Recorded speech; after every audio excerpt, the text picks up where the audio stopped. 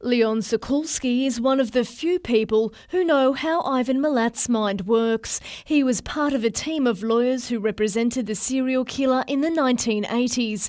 Mr. Sokulski has little doubt that Milat is responsible for the remains found in the Belanglo State Forest on Sunday.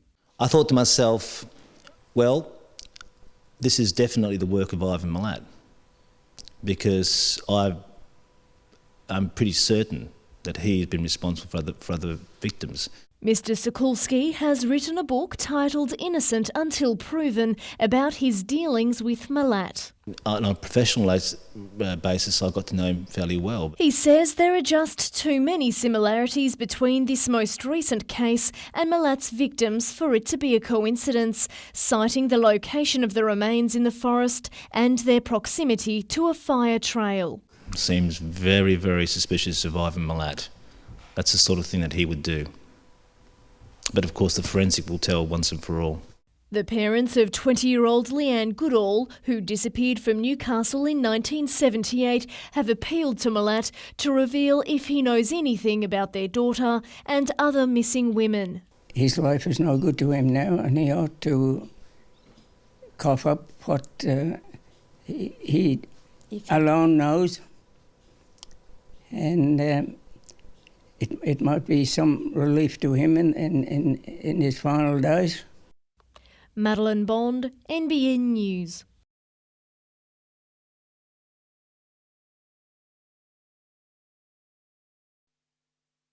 For the first time since the spill last Wednesday night, we can show you exactly what leaked from the ship. Thousands of litres of it, stuck to rocks, mangrove trees and beaches, and oozing its way further up the Hunter River with every tide. Well, this is it. This is the thick black oil that's still caked along much of the shoreline here. And having this stuff in the water has the local fishing community and the oyster growers dead scared.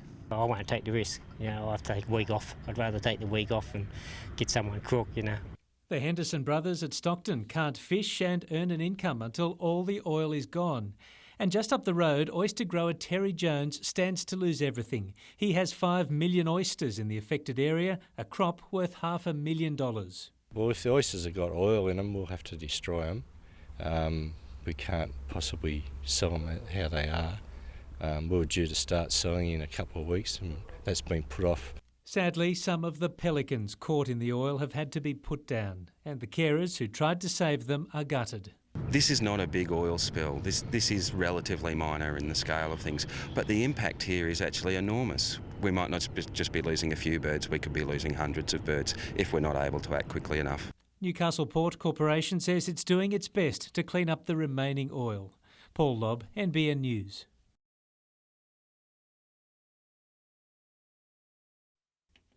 For the first time since their pay failed to arrive last Friday, Jets players were today briefed on the matter by the club, but they emerged with little information and no assurances. He hasn't given us any laters. What he knows, he's passed on to us, and it wasn't any different from what we know. CEO John Satsimus can sympathise. He's among the staff who went unpaid last week. It's something that's a concern. I won't deviate from that. What is clear is that the Jets want help on two fronts. They've requested assistance from Football Federation Australia to help cover an immediate financial shortfall, while arguing the long-term viability of the club hinges on securing a revised lease arrangement for home games at Energy Australia Stadium. Obviously, if we had a bit more leverage in terms of being able to capitalise upon income streams from the stadium, I would be confident that we wouldn't find ourselves in the position that we find ourselves in. It's an issue that's burned long for Jets owner Con Constantine, who's estimated to have spent $15 million on the club. Con's reached a bit of an impasse. It's very difficult to say what the future may hold unless the landscape changes a bit. Despite some matchday contractors also being owed money, the club is confident Sunday's home game is not in jeopardy. Another round of wages are due on Friday. Jim Callanan, NBN News.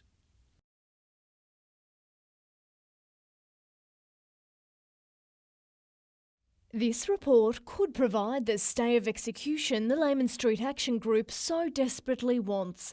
Conducted by arborist Mark Hartley, it criticises previous studies by Newcastle Council which claimed the trees are dangerous and have either a 1 in 7.5 or a 1 in 10 chance of failure. There's no evidence to suggest that these trees pose an abnormal risk at all, and a tree that is healthy and doesn't show any visual signs of defects would normally rate at 1 in 10,000 or less, so we're talking about a fairly large difference. Mr Hartley argues Council's documents make false assumptions about the trees and that they shouldn't be cut down based on those reports. To make a decision, you need to make it on information that's correct and accurate, and the information that they've made the decision on is in fact anything else but accurate. It's out by significant magnitudes. The Layman Street Action Group commissioned the report. I just feel so relieved that Mark had actually looked at all the reports that the council's used and tried to correct some misinformation that seems to have crept into them. The group plans to present the report to Council tomorrow.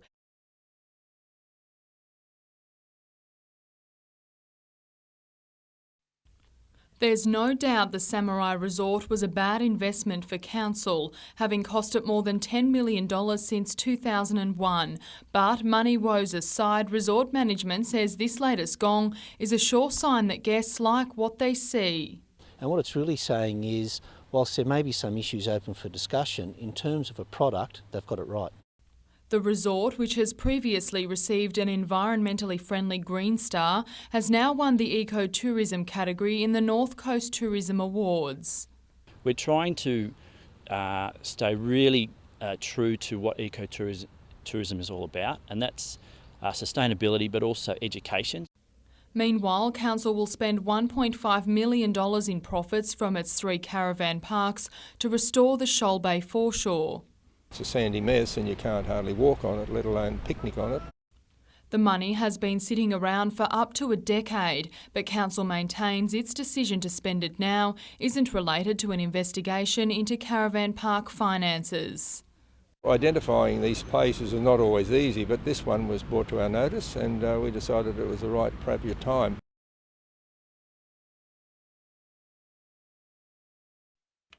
21-year-old Jamie Purdon died as a result of a single blow at the Maitland Show on the 20th of February last year. A male who was 17 at the time has already been sentenced for manslaughter and is serving periodic detention. Today he gave evidence before Newcastle District Court in the trial of a 15-year-old boy accused of inciting violence towards Mr Purdon. During questioning from Crown Prosecutor Helen Wilson, he told the court the accused approached him at the show that night, telling him a group of 20-year-olds was trying to fight him and his friends. The accused is said to have asked, "I am going back to get them, have you got my back?" To which the witness replied, "OK." The now 18-year-old told the court he felt it necessary to attack Mr Purdon to protect the accused and his mates, as they were much younger than the victim. Defence barrister Adam Mooney posed the question, "A 15-year-old managed to get you into a fight, the result of which you killed someone?" He replied, "Yes." The defence alleged that after the fatal blow, the witness held his fists in the air and yelled words to the effect of, "Does anyone else want some?"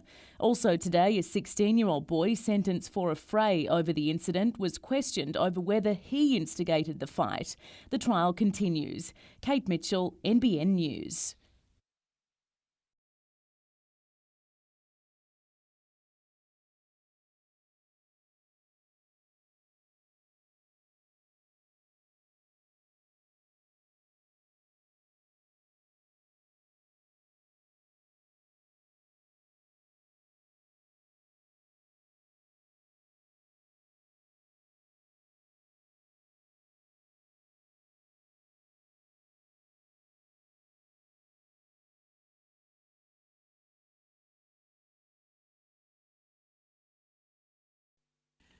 The Knights have no chance of reaching the finals, but try telling Scott Giroux their last game of the season means nothing. With captain Kurt Gidley a reluctant spectator due to a knee injury, Giroux will fill in one last time before he joins French Catalans next year. It's definitely going to be sad to leave. I keep, I've only got a couple of training sessions left here with the Knights, and then last game, and it's all starting to dawn on me that it's the end here at Newcastle. Which means Sunday's match in Melbourne will also be the last time he plays alongside close friend Jared Mullen. Mullo is probably my best mate, his 100th game, so that's going to be pretty special. My last game for the club and his 100th, so it's definitely going to, I'll probably shed a tear or two, I'd say. 2 broken bones in his hand is causing enough pain for Ben Cross, but the former Storm boy is doing everything to prove his fitness. Feels all right out here catching and passing, and took a couple of little knocks on it, wasn't too bad. The coach is keen to end a disappointing year on a high while keeping an eye on next season too, with Carl Webb the latest in the Knights' sights. I had a good chat to Carl Webb and asked him a couple of questions about what he thought he needed to be motivated to continue to play in the NRL. The Warriors' Sui Tonga Licky is coming our way, having been named in the Under-20s Team of the Year alongside Newcastle's Ethan Cook.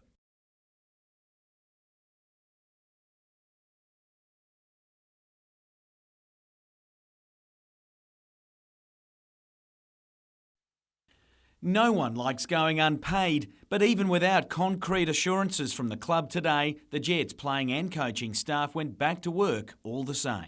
It's given us an easy excuse, but we don't want that. The boys, we know there's something tough going on, but we're big enough to get on with that.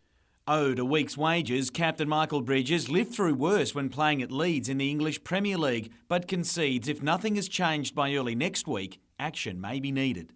I think we just want to put it to rest until Monday, get the game out the way and then see what's happening next week. The coach agrees and knows just what sort of distraction all this can be. It's very hard to keep people happy and team spirits high when you know that some of them, are unable to survive financially from week to week. With another round of wages due on Friday, there's concern for some should it fail to arrive. Even this week, we might have to do a bit of a whip around amongst ourselves to help out a few of the guys that are not as fortunate. What new arrival Matthew Nash makes of it all is anyone's guess. He joined the club today on a short-term deal to play back up to Ben Kennedy. Jim Callanan, NBN News.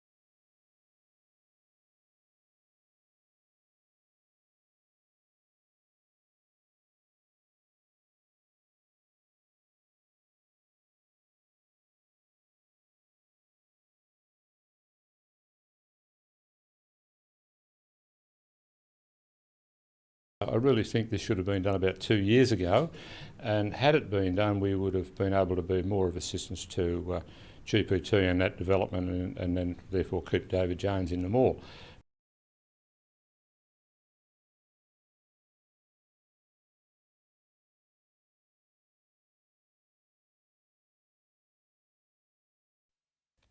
A country town with an unhealthy outlook. In 30 days, Dungog's medical centre will have just one doctor. Going to be seeing 3 doctors retiring, 2 have already retired, and the 3rd one's going to be retiring at the end of September. And the town's 8,000 residents are already anxious. We have terrible trouble getting our clients in to see doctors when they need to see doctors, and it's just really, really hard. The doctor-patient ratio in Dungog will be more than 8 times that of Sydney and Newcastle, and well above the national average. Council says there's no time to stand around in the hunt for help. Council's going to help meet some of their recruitment costs as regards, advertising. Your only chance is to possibly go up to the hospital and hope that you might be able to get attention there. But even the hospital doesn't have its own full-time doctor. The medical centre's GPs also cover patients there, and Hunter New England Health can only offer 2 part-time trainees. We're sort of finding that more and more we're having to sort of cover some of those patients here up at the hospital, so the hospital work's also getting very busy. And the experts believe it'll only get worse. There are incentives out there for doctors to go to rural areas, but obviously those aren't enough at the moment. Nat Wallace, NBN News.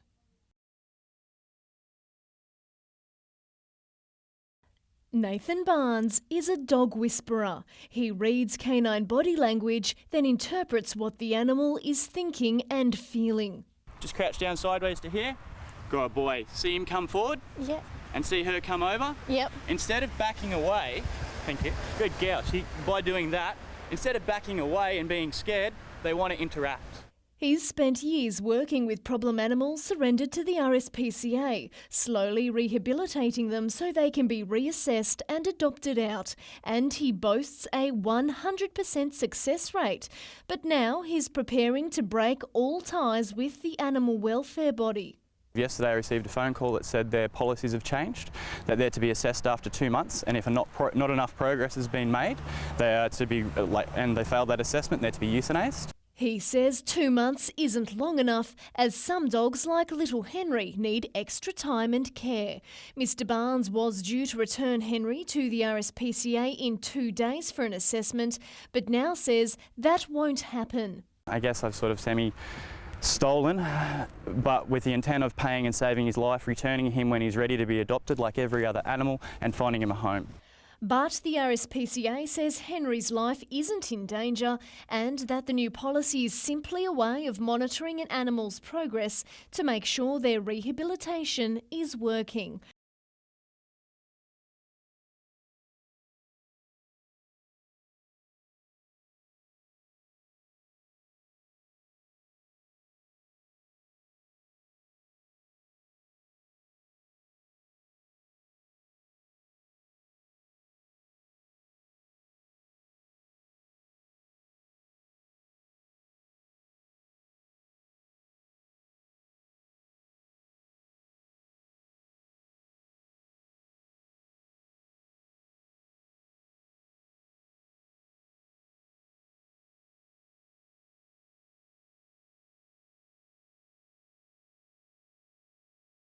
What looks like an ordinary old house is really much, much more. This quaint property, sitting on 145 hectares of picturesque land west of Scone, is up for auction, and it's set to fetch a cool $1.8 million. It would make an ideal small horse stud, or for 3 lifestyle blocks, I doubt that you'd get any better. But this is no ordinary sale. The owners, Percy and Sid Barwick, passed away and left the entire property to the people of Scone.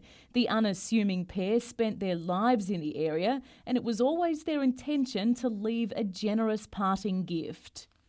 They were people who lived all their lives here, never travelled too far outside the district. They didn't have any close relatives. They obviously never married. And they just wanted to leave something that would be of long-term benefit to all the Scone people. The property will be auctioned in October, with the proceeds to flow through the entire community. The beneficiaries are the Scott Memorial Hospital, Strathern Nursing Home, Rescue Helicopter, Transcare, also the Scone Ambulance. Kate Mitchell, NBN News.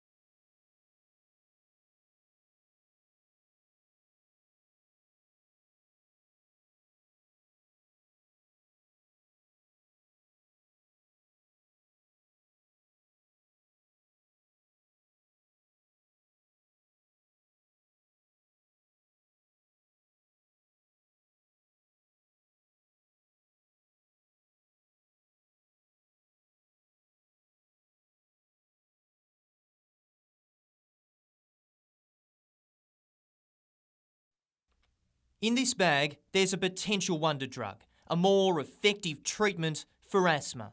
And chronic sufferers are breathing easier just at the thought. I jumped at it. Greg Archbold volunteered for the trial because he simply had nothing to lose. In its worst form, it would be extremely difficult to climb a half flight of stairs. To mow a small patch of lawn would be very, very challenging and something you'd have to plan for. If it works, he'll need 1 dose a month to live a normal life. And after 4 months of testing, researchers are optimistic. My expectation is that it will reduce exacerbations. The results are all important. 1 in 10 Australians struggle with asthma. Seasonal changes are one factor behind an increase in cases. 10% of sufferers now require hospitalisation, and the disease is no longer the domain of the young. It does seem to be becoming a significant problem in older people.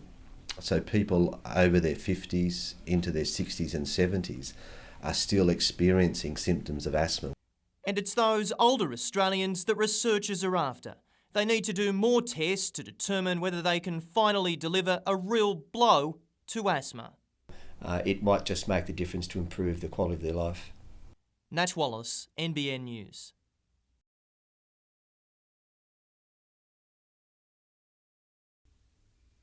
Kurt Gidley admits he wants to play every game he can, especially a sold-out clash with Melbourne at AAMI Stadium. But with the Knights captain likely to be chosen in the Australian squad for the Test series against New Zealand, England and Papua New Guinea in October and November, it's not worth the risk.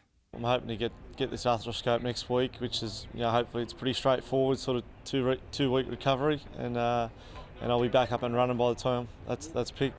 With his NRL season now over, Gidley has had time to reflect on a year where Newcastle failed to make a dramatic improvement. It's been a mixed one, that's for sure. We've certainly played some good footy in patches, but that's what it's been. It's been in patches and it hasn't been consistent enough throughout the year. We probably didn't get off to a real good start. Still on league, and 9 players from the Newcastle competition and Group 21 have been chosen to represent country against the Cook Islands at Scully Park in Tamworth on October 16. Two-time Country Player of the Year Grant Wooden will captain the side for the 3rd consecutive year, while David Pangai and Sam Wooden from Wests also made the squad. Mitchell Hughes, NBN News.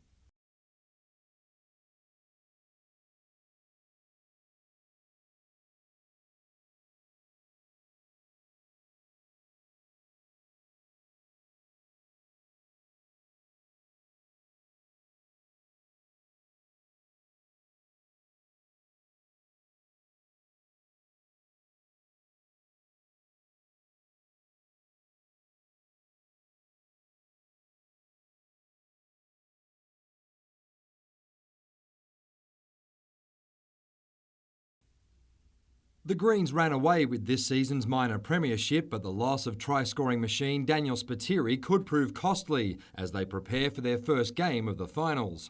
The winger is expected to be out for up to 6 weeks, meaning at best he'll be back for a cameo in the grand final if Merewether makes it. Oh, look, you can't replace guys like Daniel, his speed and experience and the enthusiasm he brings to the team. He's been a big loss for us, but we've got some good players that'll take his spot and fill the hull. Hamilton has an injury concern of its own, with number 8 Var Talaleva needing a medical clearance after suffering a concussion and strained neck last weekend. He says he's confident, but in saying that he'll play with anything, but yeah, he's under injury cloud at this stage.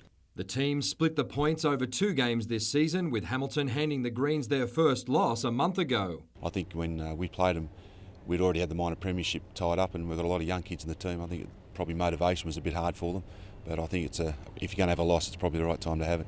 2 physical clashes with Wanderers have left the Hawks battered and bruised, but the coach believes Hamilton can contain the slick Merewether backline. Our strength's probably our forwards, and our backs there on the day can do anything as well against any other backline, but our strength's probably our forwards.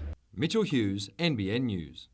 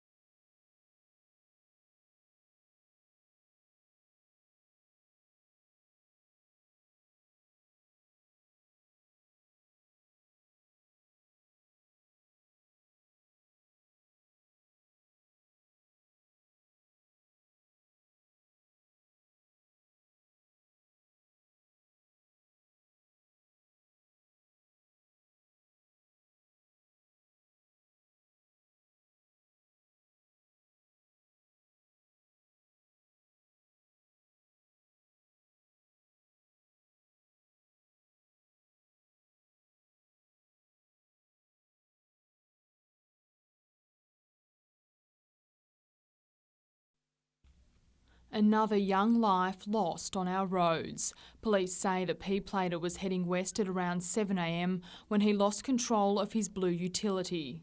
It appears that just outside of the roundabout that the vehicle's lost control in the wet conditions, crossed the medium strip and gone onto the wrong side of the road.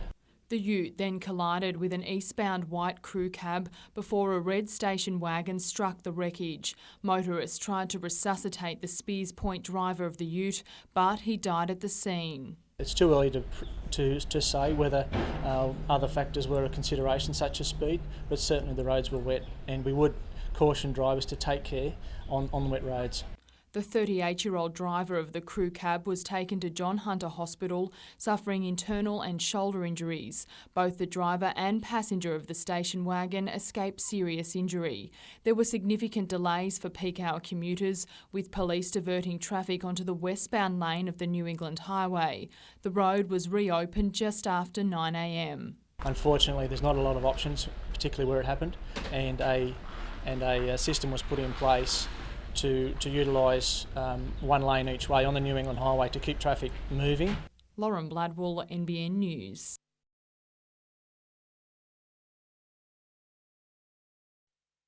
All that remains from last night's fire is a smouldering mess of melted rubber and steel wire. Firefighters don't know what sparked the outbreak on the old Smithies Airport site, but it took about 5 hours to put out. The fire burnt just a small fraction of the tyres dumped on the privately owned land, as many as 100,000. It wasn't a nice thing to see a fire happen, but maybe this is what has to happen to make people realise that there is a serious problem here. Several creeks important for the rehabilitation of the Hexham swamp run through the site, and there are concerns about contaminants leaching into the water. This place really is Newcastle's hidden rubbish dump. There are thousands of tyres and all sorts of junk strewn through the wetlands here. But it's not just the environmental cost that's mounting. Newcastle ratepayers are helping foot the bill. Back in 1986, the Land and Environment Court ordered the land's owner to clear the site and to pay Newcastle Council's court costs of $100,000. But the site was never cleared, and the council didn't press the owner to recover ratepayers' money. Well, it just highlights the inaction that's been going on over the years. A lot of people are frustrated about this. Cattle is the only traffic on the old airstrip these days, as efforts to remove the toxic junk appear to be in a holding pattern. Paul Lobb, NBN News.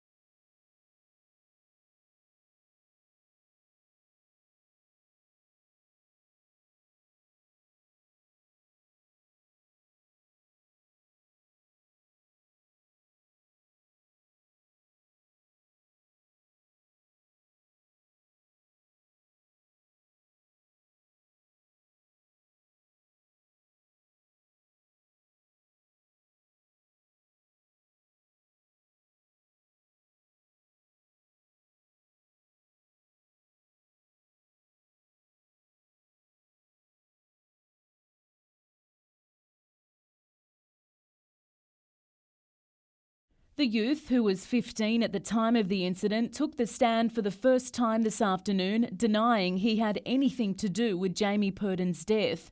One man has already been convicted of manslaughter for striking the fatal blow and is currently serving periodic detention. Earlier, he told the court that the accused asked him if he had his back as a group of 20-year-olds was trying to start a fight. During questioning this afternoon, defence barrister Adam Mooney asked the accused, "Did you at any point say to anyone, 'I want him taken care of, I want him gone'? Did you at any point say to anyone, 'I'm going to get them, have you got my back'? And did you say to anyone words to the effect, 'That's him, let's go brah'?" To each, the accused replied no. The teen told the jury it was one of his friends, who's been charged with a fray over the incident, who started the fight, claiming he'd been walking around the show asking if he should shoulder charge people. Crown Prosecutor Helen Wilson also questioned the now 17-year-old on why he could remember exact details of what his friend was wearing that night, but not his own clothes. The accused said that's because he's been blamed for something he didn't do. The trial continues. Kate Mitchell, NBN News. The saga surrounding the Lehman Street figs, it seems, is far from over. While Newcastle councillors voted to remove the trees based on reports from 3 independent arborists, a strongly worded study by the Arborist Network's Mark Hartley has questioned that advice. Council has concerns over the report, and we've sent it away to the other independent arborists for comment and review.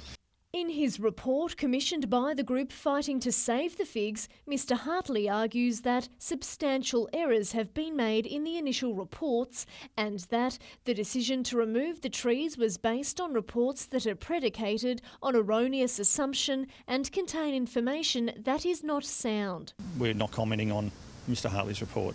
Mr Field maintains council has conducted extensive research into the tree's safety and the decision to cut the figs down within 3 months still stands. 1,200 Hills figs are scattered throughout the city, and while Mr Field says there's no plan to get rid of them all, he wouldn't rule out investigating other specimen stability like these ones in Swan Street. Each one will be assessed on its merits and how the interactions are happening between the trees and the infrastructure there. Madeline Bond, NBN News.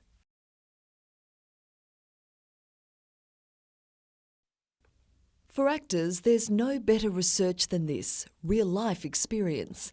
Stars of the play Inside Out, Valerie Bader and Ben Welford shared stories today with carers and volunteers at Newcastle's Sunflower Centre, a place of comfort for those struggling with schizophrenia. The centre offers a big ray of hope to a lot of people. In the play, hope is fading for mother and son, Sue and Simon.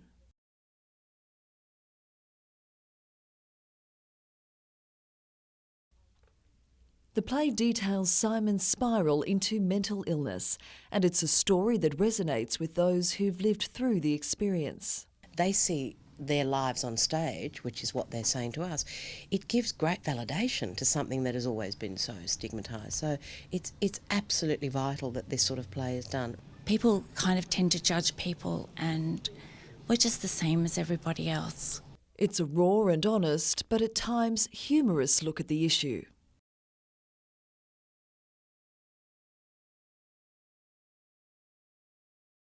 The cast hopes the production will go some way towards changing attitudes. There's so much misunderstanding and so much stigma attached to mental illness out in the community. Inside Out opens tonight at Newcastle's Civic Theatre.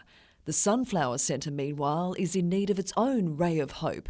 It's fighting for funding to stay open.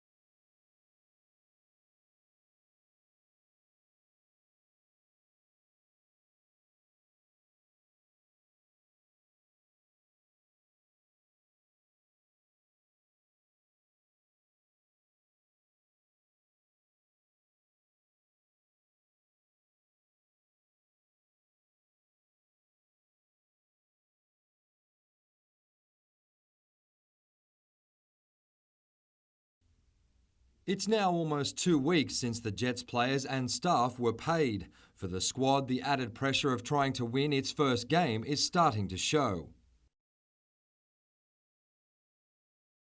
Jets management says ongoing discussions with the Football Federation have been positive but not yet fruitful.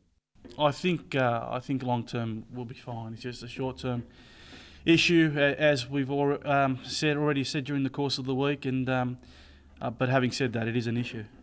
In the meantime, the club has sounded a call to arms, hoping Newcastle fans will turn up in their thousands to show the Federation that the region deserves an A-League franchise. And whether that be corporate or just a little 10-year-old from school that wants to go and watch the game, that's what we seek. But we seek that to be a continuous and ongoing support. In a major blow, defender Nikolai Topor-Stanley and midfielder Joe Wheelhouse have been ruled out of the clash with Brisbane. Ruben Zadkovic is in serious doubt, while Sean Rooney won't be considered after 4 weeks on the sideline.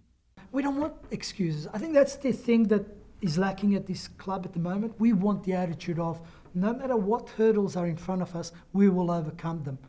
For now, the players are simply trying to keep their minds on the job. I think we'll be playing the rest of the year. I don't see why not. So yeah, we just want to play for the fans and play for ourselves and just have a bit more pride in ourselves. Mitchell Hughes, NBN News.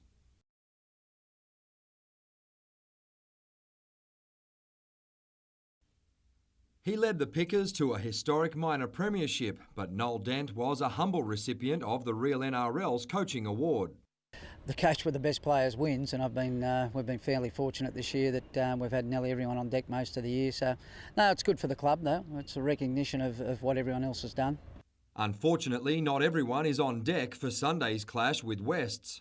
Adam Swandling and PJ Ellis have already been ruled out, while explosive winger Willie Paleo is only a 50-50 chance. The coach says he has able-bodied replacements who will be ready to go. If they have problem being motivated for these sort of games, they shouldn't be playing. The bottom line is they may never get another chance at this. So I think they recognise that. At Harker Oval, Wests have a few injury concerns of their own. We have Sammy Wooden, unfortunately he can't be there, Jermaine Ale and Dan Isaac, so they've all got injury problems. The last time the sides met, Maitland hammered the Rosellas by 26 points. But the finals are a new season altogether. That's yesterday's game. This weekend's effort is totally different. Maitland will field a side in all 3 grades on Sunday, guaranteeing a massive parochial home crowd. Mitchell Hughes, NBN News.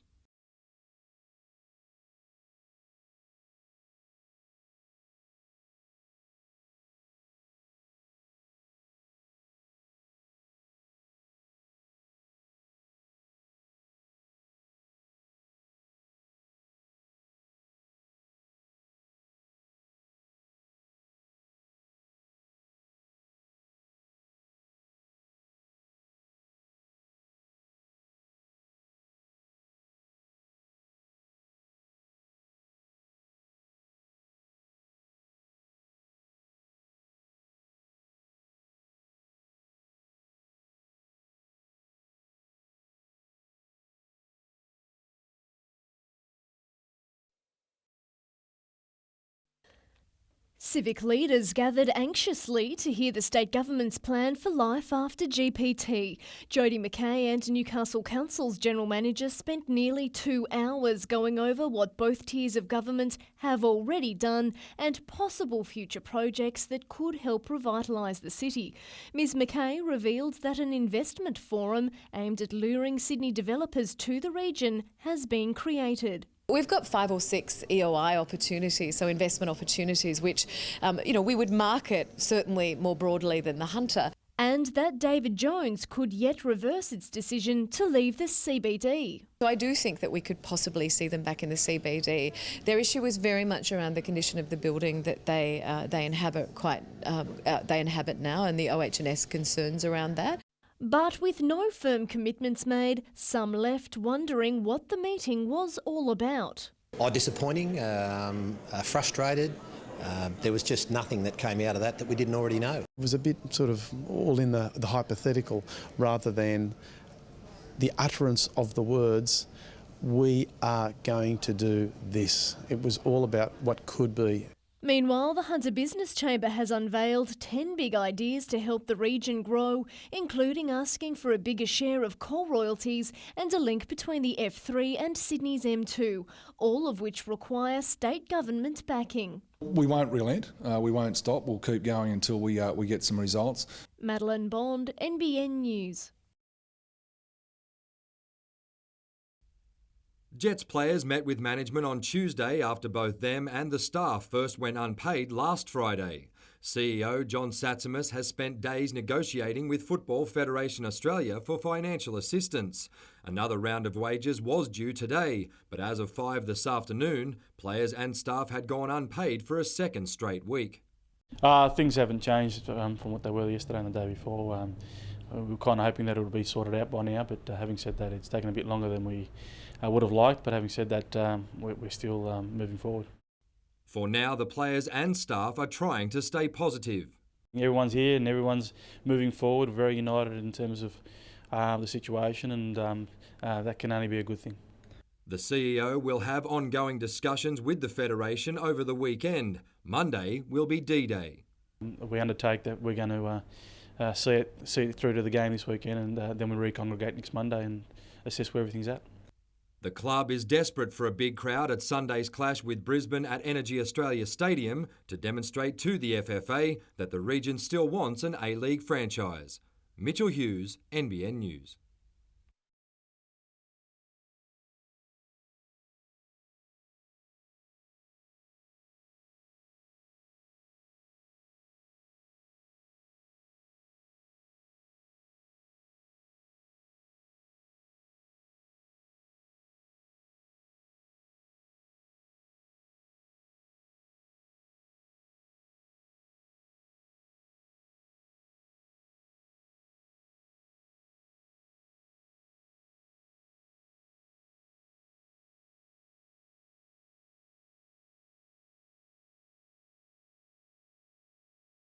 Jamie Purden's family has sat in on the trial all week. Their 21-year-old son and grandson died after being hit at Maitland Show in February last year. During cross-examination from Crown Prosecutor Helen Wilson, the accused today stated he's now only 50% sure of some of the details of events. Asked if there's anything he is sure of, the now 17-year-old replied, "Not really." The junior boxer told the jury he did not see the punch that led to Mr Purdon's death, but heard a thud when the victim's head hit the concrete, although he was probably 60 to 80 metres away at the time. The jury also heard the accused told several friends the teen convicted over the death struck Mr Purdon in the side of the jaw or head. It led the Crown to suggest, you know it's hard to stick to your lies when you're telling so many of them, and that you were the one who got the bigger, older mate to help you out with Mr Purdon, to which the accused replied no. He maintains it was another of his mates who asked the now 18-year-old to help him out with Mr Purdon because the Raymond Terrace man had started picking on him earlier in the night. The trial continues. Kate Mitchell, NBN News.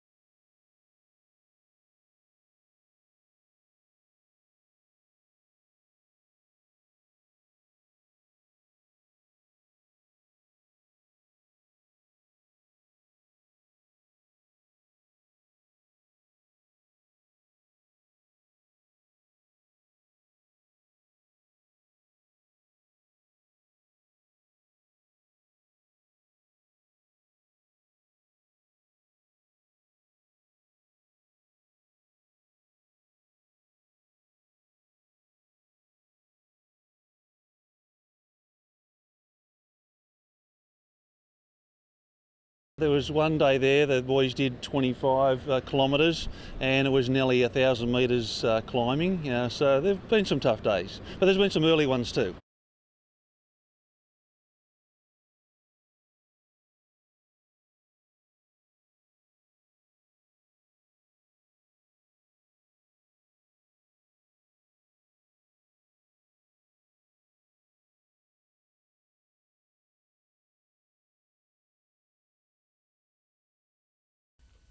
"16-year-old CJ Pallier was training to be a shearer like his dad Jamie when his life changed forever. He knows and he's lost that, and it's very difficult for him now that he can't do a real lot at all. The champion athlete was a passenger in an overloaded four-wheel drive which rolled near Tamworth last October, killing one youth and almost CJ as well. He was in a coma for 4 months. Said he wasn't going to walk or talk again, as you can see today. We've proven a lot of people wrong. A very brave young man, and I've loved watching him push through. You know, it's not easy to learn to walk again and to talk again, but, you know, CJ, I know he's got the strength. While Jamie says he can't change what happened, he can try and stop it happening to someone else's son, something he's hoping to achieve through this CD. The main thing is today is to make younger kids and younger drivers aware of their actions of driving too fast and drinking. Changing Lanes was written and performed by friends of the Palliers and sends a strong and emotional message.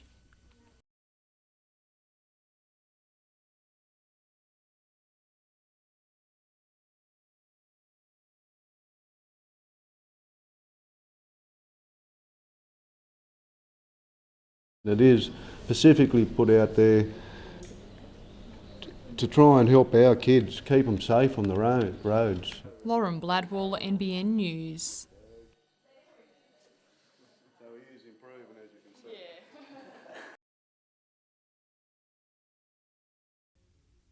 Kevin Nagama is one of the most popular members of the Knights squad, and that was certainly evident this morning when coach Rick Stone announced he'll make his debut against the Storm.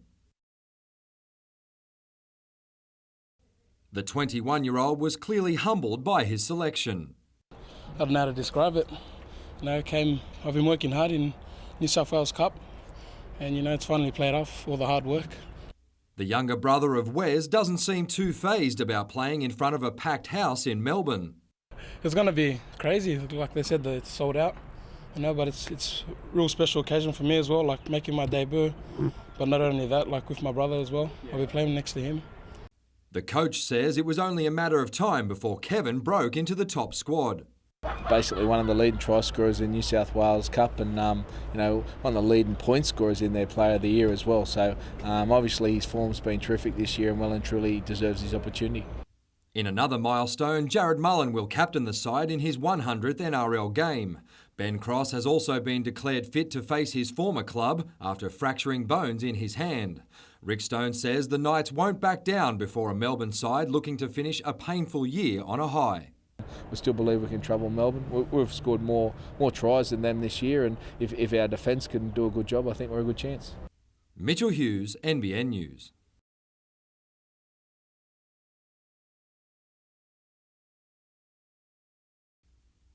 Until this season, the Cardiff Hawks had won the major semi 2 years in a row, before stumbling against old rivals Newcastle City in the grand final. This year, Cardiff qualified the hard way, beating Terrigal Avoca by 26 in the preliminary final. Captain Adam Clark believes that will make the difference. In the past 2 years we've had that extra week off, and we've probably found that might have hurt us a little bit, whereas this year we're trying to roll in with a bit more momentum. So yeah, we're really looking forward to it. The Hawks are looking for their 5th flag in 10 seasons. City is gunning for 3 straight grand final wins, but the boys in blue admit they're not brimming with confidence. Well, every grand final's a new opportunity, and we've got a lot of new players this year. So, the side's taken probably half the season to gel, still a bit of nervous energy in the camp. It's good. In NBN State League football, it's crunch time for the top 4 sides. Edgeworth travels to Hamilton tomorrow, holding a 1-0 lead in the home and away series. Minor premiers Western host Valentine Phoenix on Sunday, after the sides drew 0-0 last weekend. The winners will meet in next weekend's grand final. Mitchell Hughes, NBN News.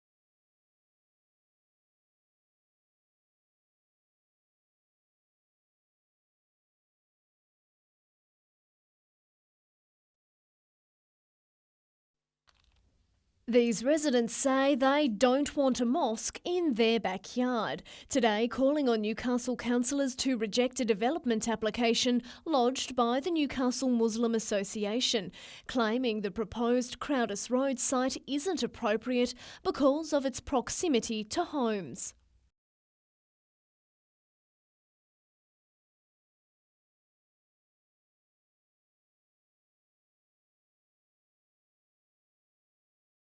And I just can't see how putting that there is just going to make more problems than what it's worth. Councillor Bob Cook seemed sympathetic to their concerns.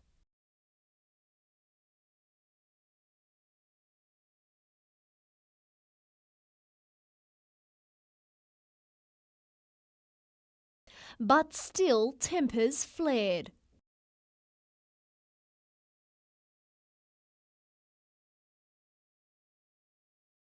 The biggest worry for residents is traffic, with up to 400 people expected to attend Friday afternoon prayers. But the Muslim Association says prayer times aren't during peak hours, and they need a new mosque to cater for their growing population. We are addressing all their concerns, and we're doing our best to have minimal impact on the surrounding community. Madeline Bond, NBN News.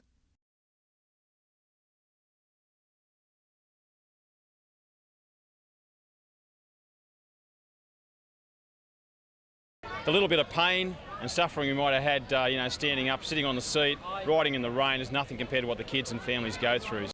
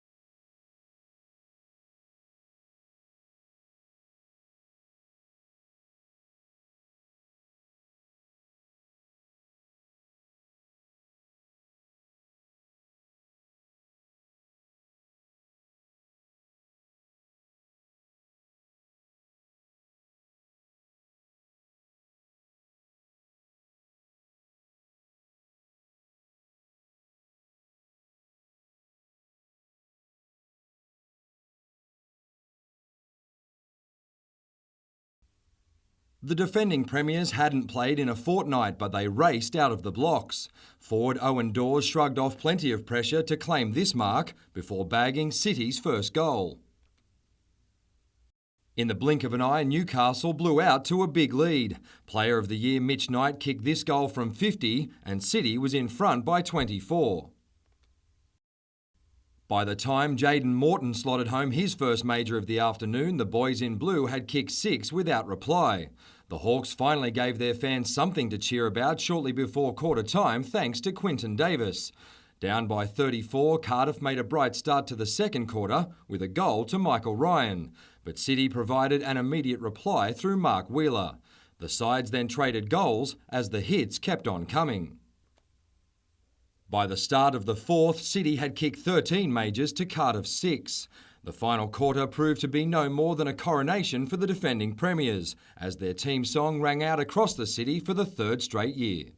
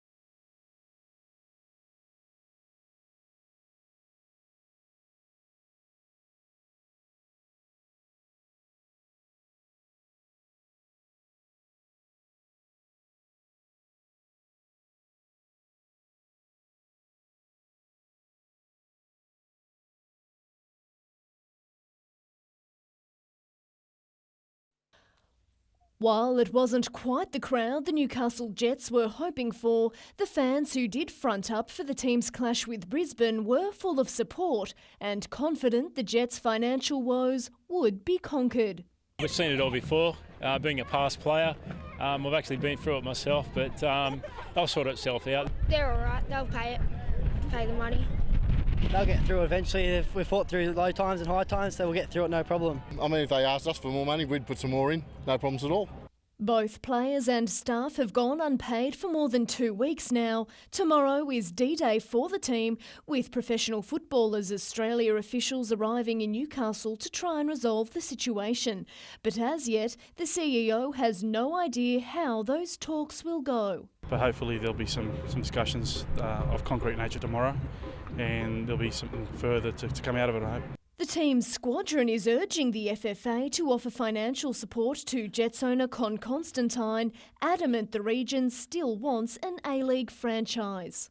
You just wish the Federation would come and support him, because they've done it to every other club. I mean, they're trying to win a World Cup and it's not going to look good if clubs are falling to pieces.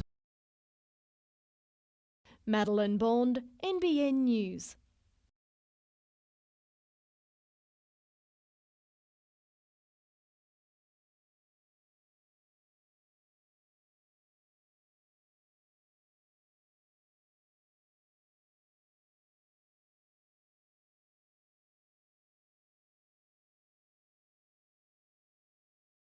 We are doing everything we can to make sure that we keep this city on the map as a cruise destination, but it does require constant work.